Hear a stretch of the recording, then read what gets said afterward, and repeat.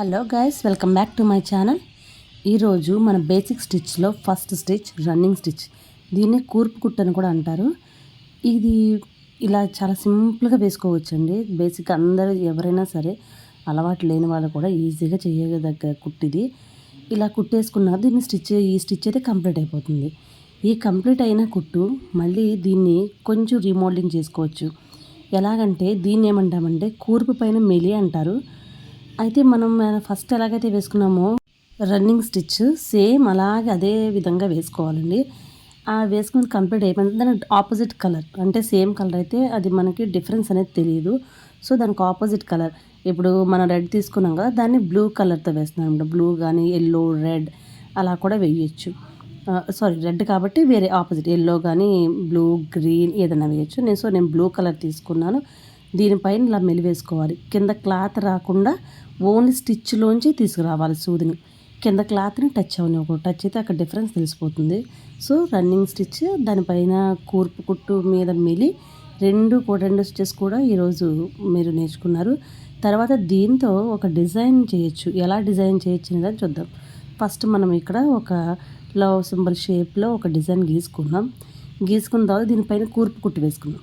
కూర్పు పైన blue colour వేసాం కూర్పు కుట్టుకి. దానిపైన ఎల్లో కలర్తో కూర్పు పైన మెలి వేసుకుంటూ వచ్చామన్నమాట. ఆపోజిట్లో దాన్ని తీసుకొస్తూ రావాలి మొత్తం సూదిని. ఎక్కడ కూడా క్లాత్లోకి సూది అనేది వెళ్ళకూడదు. ఓన్లీ ఆ స్టిచ్లోంచి మాత్రమే ఆ థ్రెడ్ బయటికి నీట్గా రావాలి. అది కూడా కొంచెం క్రాస్గా వేయాలి. సూదిని క్రాస్గా పెట్టి తీస్తేనే ఆ షేప్ అనేది క్లియర్గా తెలుస్తుంది అనమాట. ఇలా చేసిన తర్వాత మనకి ఇదొక ఒక రౌండ్ థ్రెడ్ని స్టిచ్ చేసిన టైప్లో ఉంటుంది, బట్ డిఫరెంట్ కలర్స్లో. చూడడానికి చాలా బాగుంటుంది. ఫినిషింగ్ అయితే ఇలా అయ్యింది.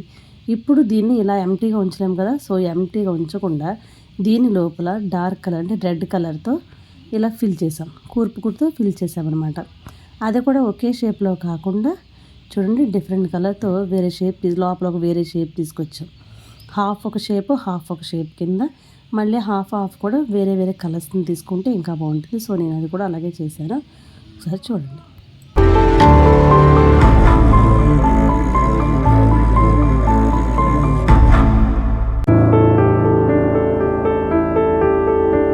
ఫస్ట్ హాఫ్ అయితే కంప్లీట్ అయిపోయిన తర్వాత ఇప్పుడు నెక్స్ట్ హాఫ్ని వేరే కలర్తో మళ్ళీ సేమ్ ఇలానే చేస్తాను అనమాట. ఒకసారి చూడండి.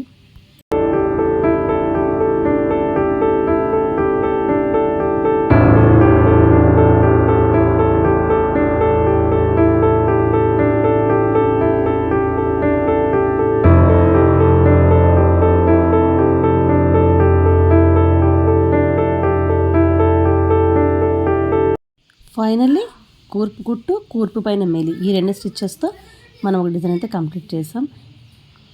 న్యూ స్టిచ్తో మళ్ళీ కలుద్దాం. Thanks for watching. Bye bye.